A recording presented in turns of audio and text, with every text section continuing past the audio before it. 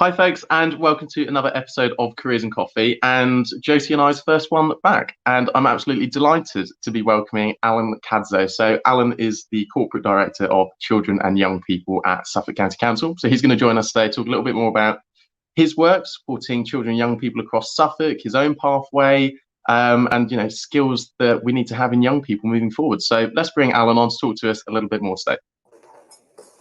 Allan, good afternoon. How are you doing? I'm very well, thank you. Yeah, I'm looking. I'm looking. Fantastic. Oh. Most important thing, have you got coffee? I just had a coffee. I finished it, so yes, I have had a coffee. I don't presently have coffee. We'll let you off on that one. Well, let's kick off. Tell us a little bit more about you, your role at the council. Who's Allan? Well, about me, I'm an older middle-aged man. I've been at the county council for some 25 years now. I started as a team manager a long time ago. I'm from Glasgow originally. I moved down to London when I was in my mid-20s. Moved here when I was in my mid-30s. 2 kids, both grown up now. And I've had I came to Suffolk in '95, late '95 for a couple of years, and I seem to have got stuck here since. But I'm working here, and I really love Suffolk. I live in Ipswich, the county town, and very much enjoy living here. It was good. Fantastic. And tell us a little bit more about your role. Yeah, so I'm the director for children's services for children and young people. And I will say for, not because the essence of my role is to try and improve outcomes for children, young people and their families in Suffolk. And that's by working with the staff that I directly manage. So there's about 1,750 full-time equivalents, so about 2,750 staff altogether, working a vast range of roles. And I also work with a huge range of partners in health, the boroughs and district councils and so on. But basically the focus of my activity is how can I make things better for children and families in Suffolk? How can I make their conditions better? How can I improve outcomes for them and make sure they're safe as well? So it's a hugely interesting and demanding role, but one that I really love and is a real privilege to undertake. And how have things changed from sort of post-COVID to what you're currently dealing with at the moment? I think post-COVID, it's very much changed the way we work. So, I now spend my entire time talking to my camera. I work from home because that's the safest thing to do and what the government wants to do. And I'm lucky enough to have a job that I can actually do working from home because I no longer visit families in their own homes or anything like that. I think I've adjusted to it reasonably well. I think it is quite difficult for a lot of people because obviously I see a huge number of people in 2 dimensions on a screen. I see very, very few people. Basically, I see my wife and no one else, pretty much in 3 dimensions. So I think that's been a big adjustment. And some people have found that adjustment more difficult than others, which is hardly surprising. And sometimes I've found it more difficult at certain times than others. So, Christmas being a good example, a very, very quiet Christmas. For me being a Scot, an unbelievably quiet New Year. So basically, nothing else, no parties, no kind of big celebration. And obviously there's the stress and worry of it for all, and just the fact we've had to readjust our services in terms of the way we do visits, the way we don't do visits, how we work with families. Huge pressure on school leaders in particular in terms of organising remote education, having those vulnerable children in, having children of critical workers in. Also, I work very closely with health, and the pressure on health colleagues at the moment is absolutely immense. What I'd like to say is that the way people have worked in COVID has been absolutely amazing. I think pretty much, I cannot think of a member of my staff or frankly partner staff who haven't really stepped up during this really, really difficult time, despite for every single one of us, we'll all have both our professional issues and this, but also our personal issues with our own families and stuff. So it's different, but I think people have been fantastic, and I think the vaccines give us a way out of this. So it feels like it's been a very, very long time, because it has been a very long time. Yeah. Well, at the start of this, I said it was a marathon, not a sprint. Naturally, it's an ultra marathon. But I think we are maybe on our last marathon, and hopefully by spring we'll really begin to see our way out of this. So it's been a difficult but very interesting and challenging time. That's great, thank you. And now I want to rewind the clocks back to when Allan was in Glasgow as a young schoolboy. What was school like for you? What was the sort of careers advice like as well? There was no careers advice that I can remember whatsoever. I think I was reasonably bright. In Glasgow at that time, and particularly in the kind of schools I went to, which were relatively rough, comprehensive schools, I still think I think everyone should go to a big school because it helps you to deal with people of all backgrounds. So at my school, there were people from quite well-off backgrounds and people from very poor and rough backgrounds and difficult backgrounds as well. Being brutally honest, it wasn't that clever for a boy to be clever. So there's quite a lot of bullying and stuff, probably not as well recognised and certainly pretty much ignored by teachers at the time. So I wouldn't say my school days were fantastic. I was bright and I did well in my exams. And I've had very supportive parents who I must admit I was at that time probably slightly scared of. So I'd make sure I'd do well in my exam because I'd be in deep, deep trouble with my mum and dad. And I think I always realised that education was an important thing, and that was my way out of Glasgow, and I wanted to do different things. I didn't really know what they were. I went to university because I suppose my teachers knew I was clever and they wanted to send people to university, but out of 1,000 pupils in my school, maybe a bit more, 4 of us went to university. Interestingly, 3 of them dropped out. I think didn't drop out again, partly because I was a bit scared of my mum and dad, and I had no idea what else I would do. I didn't have any real clue as to what I was going to do when I got there. I liked animals, so I did biology, and I ended up getting a degree in zoology. But it was as vague as that. I quite like animals. So how did you go from a biology degree to heading up children and young people at Suffolk County Council? Because they're quite wildly different things. They are indeed. I suppose the beauty of doing a science degree, and I think the difference between university and school education for me is university education really encourages you to learn to think and challenge things. I think school education can sometimes err too much on the side of learning, like memorising things. Whereas university really took, so I think that kind of inquiry, and I think I've always been a relatively inquiring, I've always been why does that happen? How does that work? I think doing a science degree really taught me those kind of skills. I spent a lot of time doing ecology, which I'm very interested in. That is basically about how things fit together. So that told me, which I remain really interested in things, is how things affect each other. So everything affects everything else, and that's been a really important thing for me in that journey. But basically, when I left school and when I left uni with a degree, it was the very early 80s and a time of mass unemployment. Glasgow had relied very hugely on big industry, shipyards, mining, and all of that was basically shutting down at the time. So unemployment was very high. There was various job creation. I ended up drifting into doing voluntary work. I worked for an insurance company for a while and I absolutely loathed and detested it. So I thought, I'm going to jack this in. So I jacked it in and started doing voluntary work. How come you didn't like it?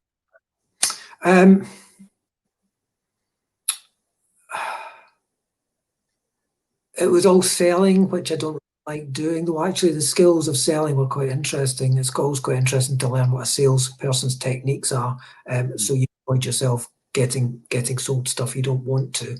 But actually, sales is the art of persuading people, which quite interesting, but also quite manipulative, and I didn't like that side of it.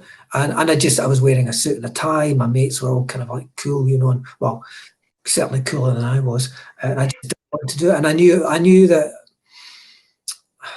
it just didn't do my soul any good. I didn't go home thinking, oh, I'm glad I did that. So I started doing voluntary work. I really enjoyed doing that. And then I got into working in particular with disabled children. And one of my boss at the time, in this job I was doing, 4 days a week, £64, £96 a week, I remember, said you should get qualified because otherwise you won't get anything. So I got on a social work course. Again, not really having that much idea what social worker did, but really enjoyed the course. Found it very challenging, and then became a social worker. Moved down to London because lots of my mates had moved down to London. And also I knew, I love Glasgow, but I didn't want to live in Glasgow my whole life. I wanted to move somewhere else, so I ended up in London. Then in Suffolk. Crikey, well planned out. It's all been a series of happenstance. That's quite the career path. We've just got a question in. So, what do you see as being some of the biggest challenges for young people in Suffolk at the moment? I think COVID's been a big challenge for everyone, for every young person, for your teachers at school. I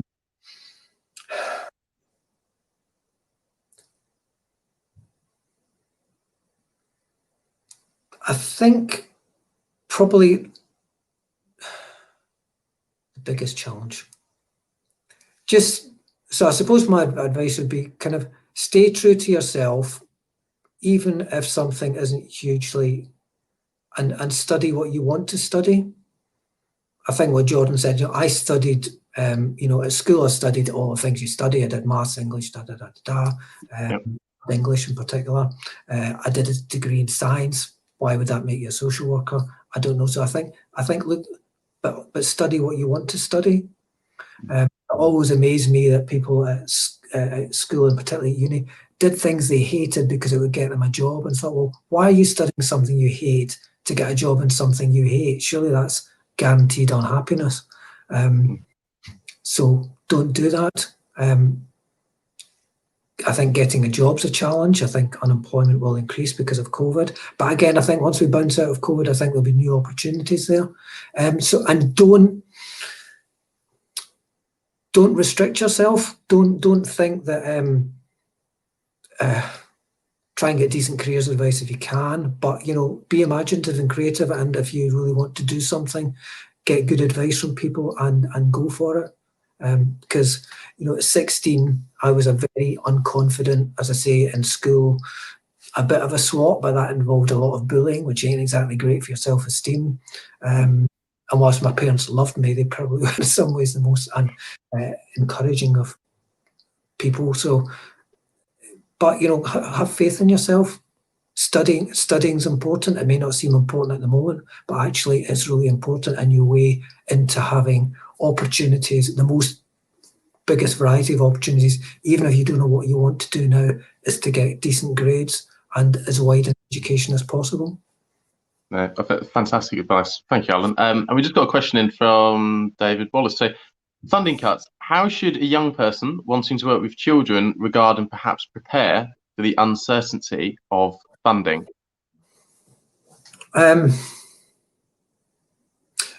If this is funding in services, as long as I've been working in local authorities, and that's now some very considerable time, funding has always been a bit uncertain. I think there are fundamental professions that always remain. We will always need teachers. We will always need social workers. We'll always need people that support families. We'll always need teaching assistants, and we'll always need those people to work with people.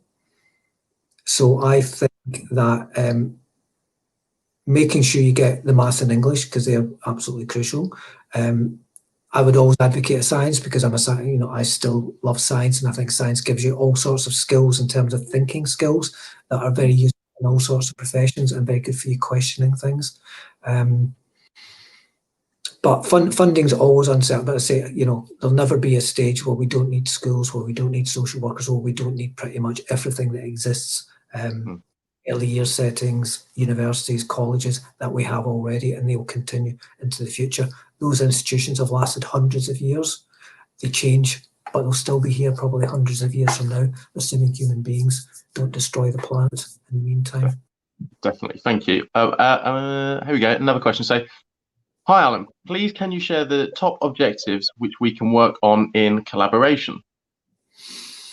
These are fantastic questions. That's, I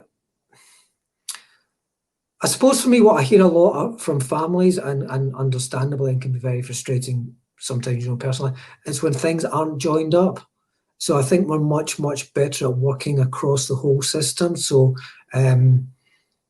probably 10, 15 years ago, I very rarely worked with health colleagues. I probably didn't do that much with schools.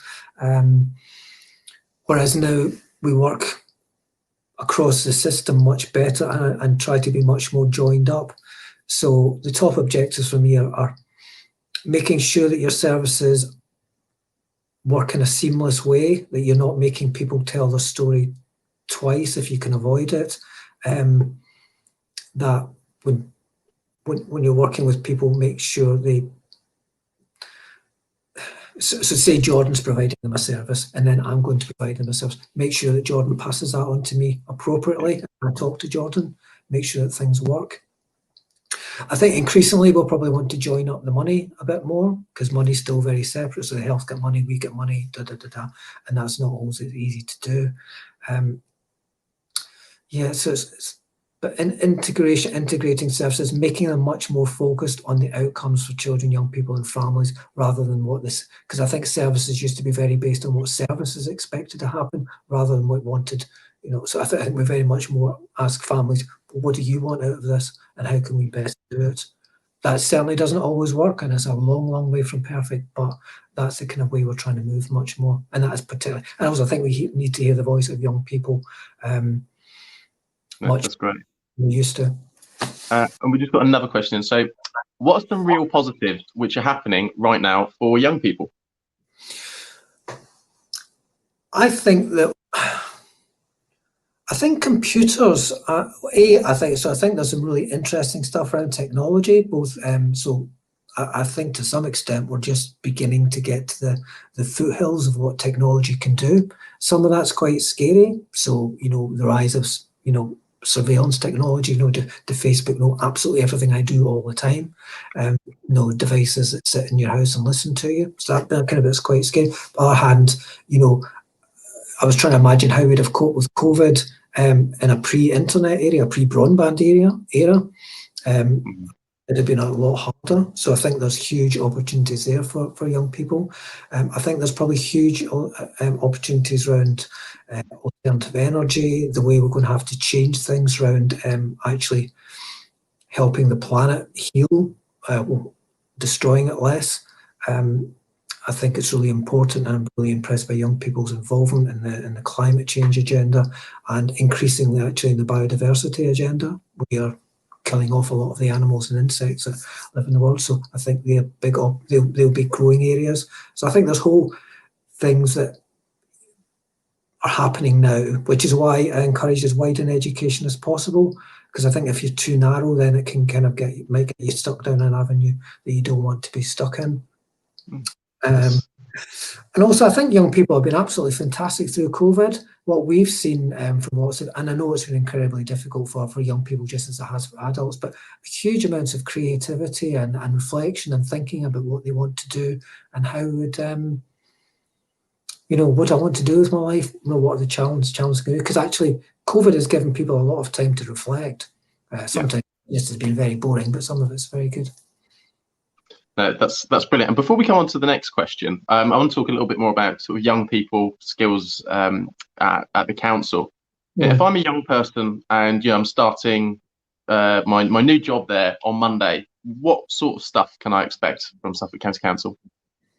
Well, I hope you can expect a good induction and a warm welcome, and a good and an atmosphere that encourages you to do your very best and develop your career.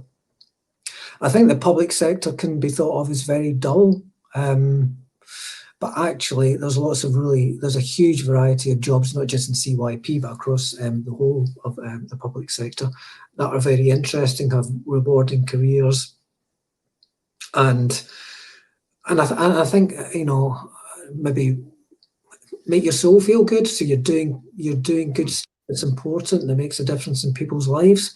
And you asked me a lot earlier on, why Jack's insurance job, because actually I kind of felt I wasn't really giving of myself. Anybody could do that job, whereas actually when you're being involved with families and involved in change, actually that's really important. It's making a difference. You don't make a huge difference every day, but actually I don't go home, don't switch my laptop off at the end of the day and think, well, that was a waste of time. Sometimes you do, some things you do are a waste of time, of course, because that's what life's like. But actually, so we want people to develop a good career and feel worthwhile and feel that they're doing a good job. But I think I think local authorities and public sector needs to do a lot more to make itself attractive to young people. Because I think we can be seen as a bit, they're civil servants, local authority. It's a bit boring. Not boring, it's interesting. I mean, what are some of the skills that you tend to look for young people who are joining the council? Good communication. Obviously, we like, maths and English are important, probably English more than maths, but, for me, enthusiasm, willingness to learn, willingness to challenge yourself, willingness to learn from others. For me, absolutely crucial is your values. So I want people to work in children and family services who really care about children and families, who want to make a difference and who care about making a difference. So values, integrity is really important for me. I don't think you should be working with children and families unless you're honest and trustworthy, because I wouldn't want somebody to work with my kids or with my family if I could trust them. So lots of these human values that you probably want from others. We've done a lot of work with young people and actually what their ideal worker looks like. And it's not about great academic achievement. No, I think, a basic level of academic achievement is important. People need to be able to read and write.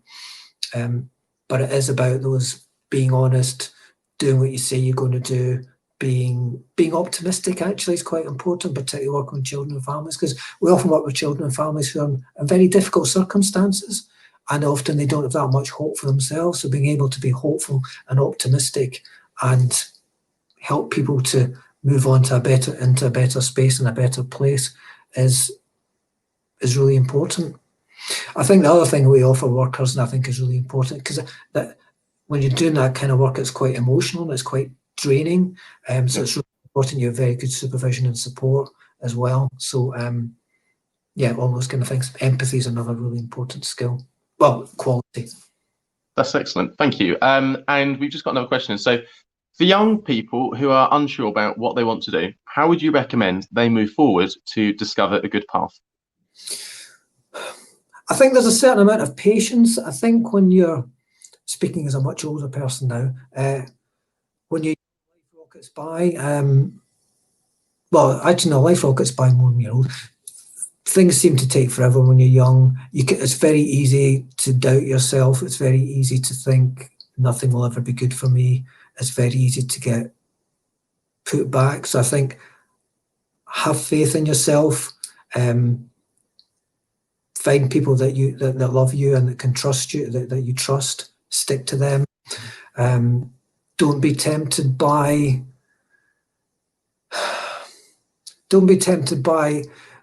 things that promise you false, quick riches or quick ways to the top, because actually they're not going to happen. I mean, I've discovered in life that basically almost nothing worth having isn't hard work some of the time. You have to keep on keeping on. There's one of the questions, Jordan, that you put in the kind of pre-things I question. I said, what would you tell yourself when you were 16? And that was a really interesting question. So, because I was a very shy, very lacking in confidence 16-year-old. I was quite, also that I wasn't helping the fact I looked about 3 years old at the time as well. So at primary school. But I just tell myself to have a bit of faith in yourself and keep on keeping on.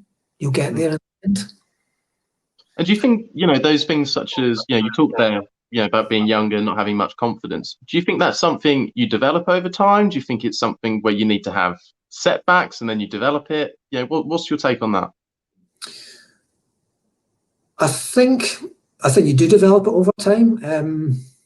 You've got to be prepared to fail, and failure is a good thing. You know, we all fail. I still fail at doing things all the time. To some extent, I can say if you never fail, it means you're not really trying that hard. You know, so even like the best footballers in the world, you know, so I'm a huge fan of Lionel Messi, but he occasionally screws up. He doesn't score a goal. He falls over the ball. He gets the ball taken off him. He doesn't go, "Oh my God, I'm a rubbish footballer now." He just keeps keeping on, and you know, you get better by trying and failing and trying again and learning the lessons. And I think that's what I've always. I suppose I've been lucky in that I'm reasonably bright, very lucky in that I have parents that love me and cared for me, and more important.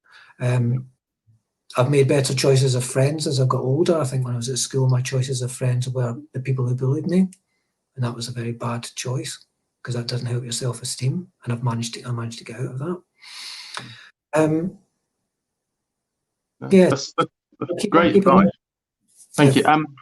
Now, sort of the next question sort of preempted what I was just thinking whilst you were talking. You know, what we're going through at the moment is just having a huge impact on everybody's mental health, whether it be the latest lockdown, not being able to go out and see your friends, it just being January anyway, which is a bit crap. But the comment we've got, so how do you help young people stay positive in a climate which has been so challenging for them? So we've got, you know, the environment, Brexit, COVID. You know, how do we keep positive? How do we have a good mindset, I suppose? Right. I think sometimes you need to acknowledge that you know, COVID is crap, and it's okay to say it's crap, and it's okay not to be okay. So it's okay to sometimes feel pretty miserable, because actually you'd be a bit mad if you just thought this was all great, because it ain't great, and it's been really difficult. And I've no doubt there's young people out there who have been bereaved or had some had some personal tragedy through COVID, and I really feel for you in that. So you will feel bad about that, and that's absolutely okay and absolutely natural. I suppose what I would say is one of the things that really influenced me when I was about 19 was reading this phrase, "It will pass." So even when things are fantastic, you need to realise that they won't be fantastic forever. But also when things are not good, it will pass. So this will go, just like wars have ended, just like when I was growing up and unemployment was really high, and industries were shutting down all over the place. These things pass. And I think the great thing about the vaccines are actually we can finally begin to see the end of COVID. The environment, I think we all need to pay a lot more attention into. I think governments are beginning to grasp that as a really, really important thing. They've done it too late, because politically these things are very difficult, and people would rather, it's very common that human beings would rather not believe what they want to believe until they have to believe it. Yeah. But I think there'll be a huge amount more effort put into that. And I think what things like the development of the vaccine show is that when human beings put a huge amount of effort into things, actually they can change things pretty quickly. Brexit, we don't know how it's going to play out. I suspect it will be somewhere between the sunlit uplands of the people that are very, very strong advocates for Brexit, but nothing like as bad as the doomsayers that say, it'll all be absolutely awful. And it'll play out over time. Some of it will be, and we all just need to we need to make the best of it, live through it, and we will. One day this stuff will be done. There'll be new things to worry about, new things to celebrate. That's great advice. Thank you. And we've just got another question in, so I'm going to press you on this one because I know we're running out of time. So, do you actively set out to be the director of children's services, or did you achieve this through happenstance? Probably more the latter. So, I'm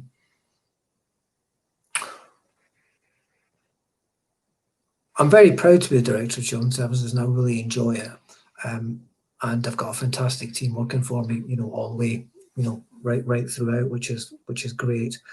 But so I suppose my career's developed, and I've kind of gone up the ladder, if you want a better. But I certainly didn't start out as being, when I qualified as a social worker, there was no such thing as a director of children's services.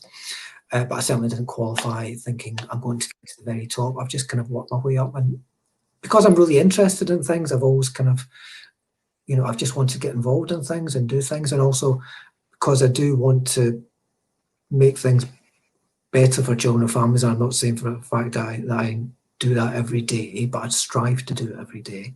The more influence you can have in the whole system, the more difference you can make for more children. So yes, it's a combination of wanting to do the job, but probably mainly happenstance. Because I'd really want to be a director, I'd have moved different authorities, whereas I've actually stuck. I've stuck in like a limpet for the last 25 years. It's because the coffee on the platform on first floor is that good. The coffee on the platform I miss the coffee platform hugely. Meet people there all the time, you'd have lots of chats, so that kind of thing. And I think one of the things to do is to hang on in COVID is actually just think how much we really appreciate these things. Get them back, being able to hug your mum. I haven't seen my mum since August. She lives up in Scotland, but I haven't seen her for a long time. It'll be fantastic with my mum, and I'll really appreciate it. It'll be fantastic to be in a room with my friends, or go to a party, or play football again, or all these other things. I'm really looking forward to them, and I'll appreciate them a lot more than I did before March last year. Likewise, and I think as something that stuck with me is that it'll pass. I think that's important, that we keep sort of thinking that we are near the end. But one last question for you, because I know we've all got to shoot off. What, in one word, how are you what do you think about 2021? What's your expectations? One word to sum it up. Better. Good stuff. Allan, it's been a pleasure. Thank you so much for coming on Careers and Coffee. Thanks very much for your time and fantastic questions. Thank you very much for the questions. Good stuff. Cheers. So, folks, that was Allan Cadzow, Corporate Director of Children and Young People Services at Suffolk County Council. Brilliant guest. And as I just mentioned there, something that's going to stick with me is it'll pass. Something that we can all think about, and also it's going to get better. So, folks, that's Careers and Coffee for this week. Obviously, tune in Tuesdays and Thursdays from 12:30 till 1. We've got some fantastic guests coming up. I can't remember who we've got on Tuesday. I'm sure they'll be absolutely amazing. So tune in next Tuesday, 12:30, to see our next guest. Huge thank you.